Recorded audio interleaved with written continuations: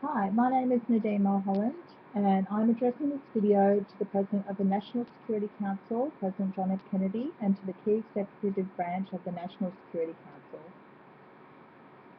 The important foreign and security policy matter I am addressing today is the Cuban Missile Crisis as known by the United States, and I will be arguing that although there has been no major disaster in relation to how the crisis was managed, there easily could have been, and this could have been dealt with in other ways. First, I will briefly run through the actions of the Cuban Missile Crisis, and then I will discuss the concerns in relation to the actions taken, followed by the outcome. My understanding is that in October 1962, an American spy plane had secretly photographed nuclear missile sites being built by the Soviet Union on the island of Cuba. Your action, President Kennedy, was a meeting with several advisors to discuss the problem and then decide to place a naval blockade, a large amount of ships around Cuba, in order to prevent the Soviets from bringing in more military supplies. It is understood that it was demanded the removal of the missiles that were already there and the destruction of the sites.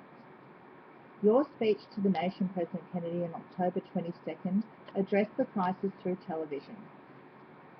It was then recognized by both yourself, President Kennedy, and the leader of the Soviet Union, Nikita Khrushchev, that the possibility of a nuclear war would be devastating not only for Cuba and the Soviet Union, but also for the identity of the United States.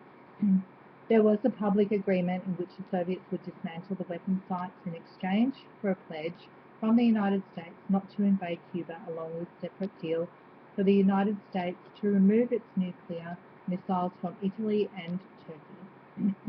The matter was finally settled around November 20, 1962.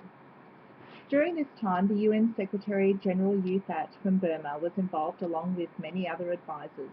It was a good idea to have advisors in this situation, although I was very surprised that you, President Kennedy, decided to send warships to prevent further military supplies to enter Cuba. The reason why I believe it was not a good idea stems to the fact that if the Soviet Union decided to launch its first weapon, the outcome for both the United States and the Soviet Union would have been disastrous. The identity of the United States is of paramount importance, and this identity would have been demolished with a new identity to rebuild.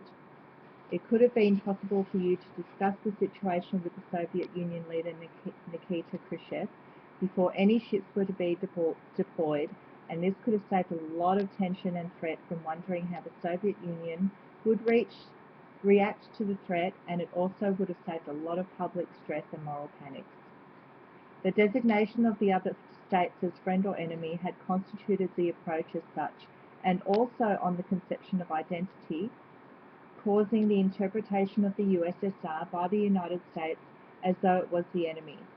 Your view, President Kennedy, on the threat of the Soviet Union expanding its powers in relation to the United States could have challenged the way of liberty and democracy by the people and threatened their identity, although again not necessary to send a naval blockade. In terms of the United States public, when you, President Kennedy, addressed the nation on October 22, 1962, it was understood that at that time you were looking for every possible way out of the situation, which shows that you are unhappy with the possible outcome.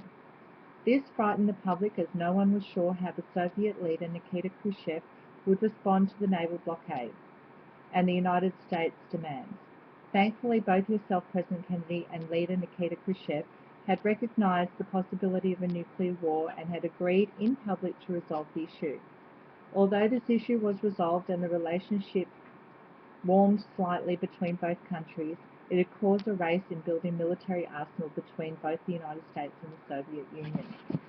So if one side contemplated attacking the other, it was deterred because a strike could have produced a retaliatory response that would destroy the initial attacker.